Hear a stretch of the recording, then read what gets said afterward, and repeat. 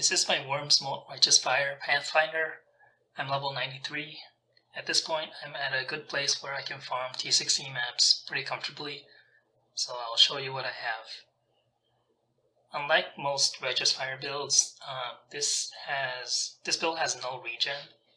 You can see there's no line for regen. When I enter maps, I have to use all my flasks first, and then turn on my Righteous Fire, and I actually have to hold on to my spacebar, which is my vortex. It's an instant skill, so I can use it while I'm running. It's on a 1 second cooldown, and so every 4 seconds, Forbidden Right is cast because it's in a trigger weapon. So Forbidden Right deals 40% of my maximum life as damage, chaos damage, but since my chaos resistance is 27, I take about 30% of my life as chaos damage. And so you can see my life jumping up and down every 4 seconds. So that's the Forbidden Right being cast. So from that damage, I leech it from this flask. 15% of damage taken from hits is leeched as life during effect.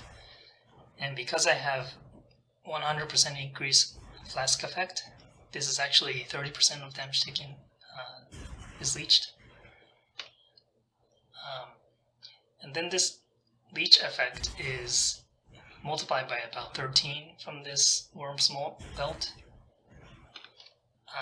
And it helps me reach the cap of Leech, which is...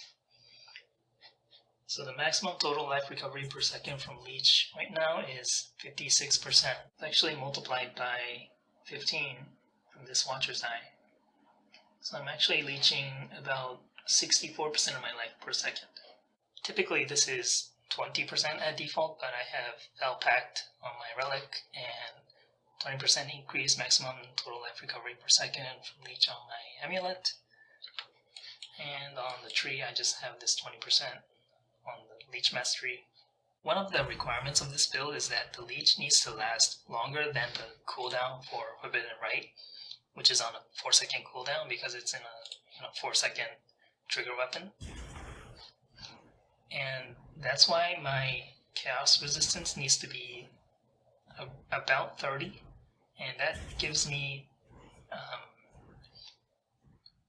I take just enough damage from Forbidden Right so that the leech lasts a little bit longer than 4 seconds. And since I can't have more than roughly 30% chaos res, I took the Pantheon for additional 40% chaos res against damage over time. So my chaos res against damage over time is quite good. While playing, I have to just keep pressing space and just hold my finger there. Otherwise I die. One time in Sanctum I was talking to the merchant and I died because I stopped casting Vortex, and the next time I used the spell, the Forbidden Right automatically triggered and it killed me. So I always have to be casting Vortex, and that also means that I have to have mana for it, and also mana for Forbidden Right. Like, no matter what the situation is, I have to be able to cast it. So that's why my Vortex is on life tap, and life tap is I need it somewhere in my build because Righteous Fire is linked to life tap, so I need life tap somewhere in my other skills. And Forbidden Right is also linked to Inspiration, which reduces my mana cost. I also have a reduced mana cost flask, which is actually 50% reduced mana cost because of my increased flask effect. So all in all, Vortex is costing life and not mana, and Forbidden Right is only costing 4 mana. I also kept the Forbidden Right at level 1, so the mana cost is as low as possible. And on top of that, I have this Mana Mastery, 10% of damage taken recouped as mana. And since I'm taking a lot of damage from Forbidden Right every 4 seconds, and recoup also happens in a 4 second duration, I'm constantly recouping mana. so I can actually run no Regen maps. It's probably overkill that I'm using Inspiration and Life Tap and this Flask and Mana Recoup, but this is what I have right now. Since I'm taking a lot of damage from Forbidden Right every 4 seconds, it's really nice to have a Progenesis Flask, which is mitigating like 40% of my the damage I take from Forbidden Right, but I can still leech off of that damage. So the dark red you see there is the mitigated damage, and I'm just taking damage over time. As for damage, Righteous Fire is in my Skin of Lords, which is giving me 2+ Succulent Gems. So that's a lot of gem levels, especially because I have Empower. I have a triple curse setup with Anathema. This is giving me +2 curses. So I'm running LA Weakness on my trigger weapon and self-casting Flammability and Punishment. I can also cast my damage taken automatically because I'm taking damage from Forbidden Right. So I have Immortal Call, Wave of Conviction, and Combustion. I also have the Enduring Composure Cluster Jewel, so that's giving me endurance charges automatically. Something to note is that Wurm's Molt's increased total recovery per second from Life Leech is not enough for me to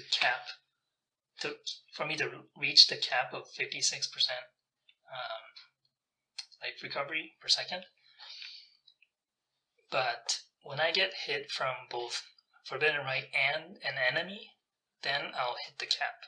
There's also additional leech nodes on the tree that can increase my cap further. There, but I haven't taken them because I'm already recovering 64% of my life per second, and I think that's enough. So I have this Glorious Vanity with Ahuana, which is giving me Immortal Ambition so that I can leech when I'm at full life. And this Mana Mastery and then this Leech node is Leech Mastery is something I really wanted to take, but when I remove the jewel, these nodes are kind of useless. So I found this jewel that converts it into something that's useful. So that's max fire res for both of these, and then this is also nice. Then I just have some cluster jewels.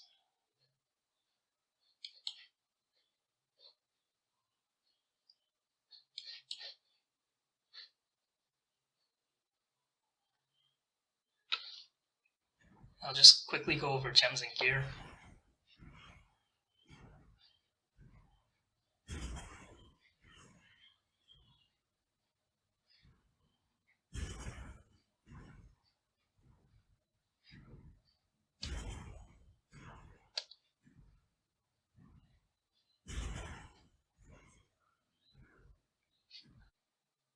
I think my gear is actually pretty flexible. Other than Wurm's Molt, there's not too much mandatory items in this build. And especially because I have Tri-Res Flasks, and I don't need a lot of Chaos Res, and I don't need Life Regen, my gear is quite flexible. I'm not sure whether this Righteous Fire variant is better than other variants. It was just really fun to build around Leech and try to figure out how to use Wurm's Molt for Righteous Fire. So yeah, the building part was really fun. I'll post another video explaining some of the uniques that I tried to fit into the build, but it just didn't work out.